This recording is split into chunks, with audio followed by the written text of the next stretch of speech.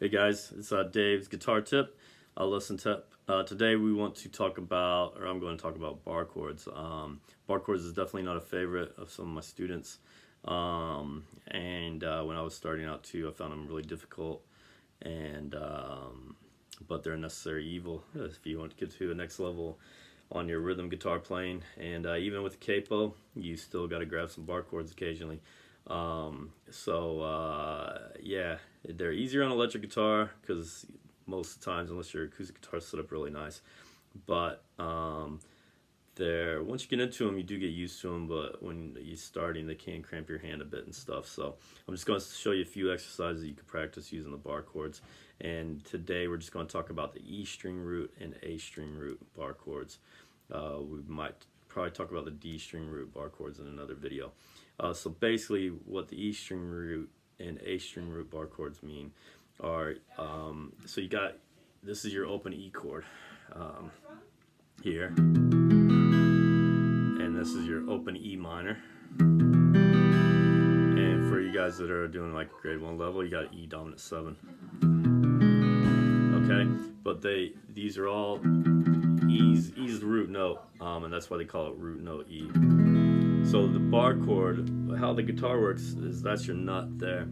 So that acts like as a capo for your last, on the last fret or whatever. So when people use a capo, like if you did capo 1, and you play that E, you just slide it up, you move everything up, so that becomes like your nut, if that makes sense. So that becomes like, the capo's like a clamp.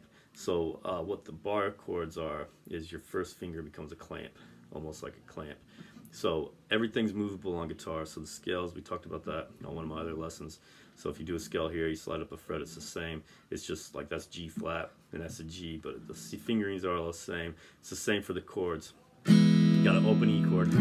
So what I have my students do, and which is a good kind of exercise, is you get rid of this finger. So you refinger your E, so that means put your second finger there, third finger up there, and fourth finger up there, which takes a while to get used to because you're using your pinky. But that's your E, and then you got this here that's available to bar.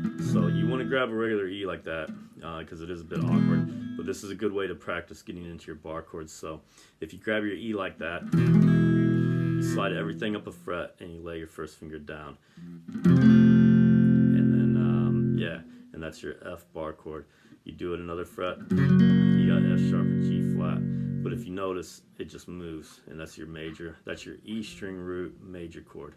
Okay, this little thing here doesn't change from that as far as the fingerings. It's just you just change the fingers that you use, and you can slide up and use a bar. So a little Spanish song that you could play to practice that is you got E. So for this practice, use your third, fourth, and second finger, and slide up a fret, and then slide up another fret, or 2 more frets, sorry, to G. So that's a G bar chord, and then back to F bar chord. So it's 1, 2, 3, 4 on open E2, and then 2 first fret bar chords, F, F, and then 1 third fret bar chord, G, F,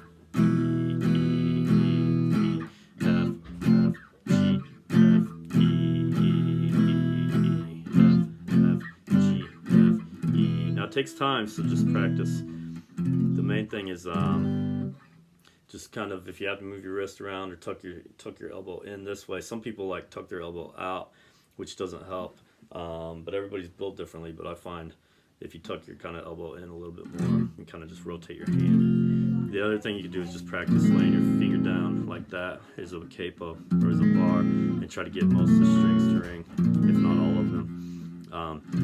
So with that concept in mind, the same thing goes for minor. So that's your minor chord.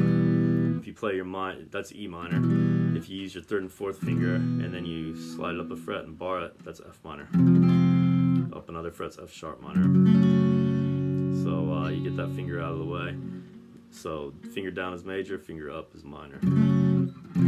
But that's all your minor chords. So depending where you play it on the neck, that's A minor, that's G sharp minor, or A flat minor, G minor, So you only have to learn that shape, and then you can just move it around. You kind of learn what your E string root frets are, the names. So the same concept goes for the A string root. So that's your open A. So if you rotate these around, go to first fret, 1, 2, then third fret, 1. Now this one's trickier. Some people play it like that, which is the 3 fingers down. I play it like this, where I just lay my finger down and I don't strum the high E string, so I miss that out. Okay, and so it's like a double bar. So I'm not even really bar on this. I could lay the finger down, but I've got the first fret there, and then I bar this starting on the D string, so I'm covering that one, and that one, and then I strum from the A string, but don't strum the high E.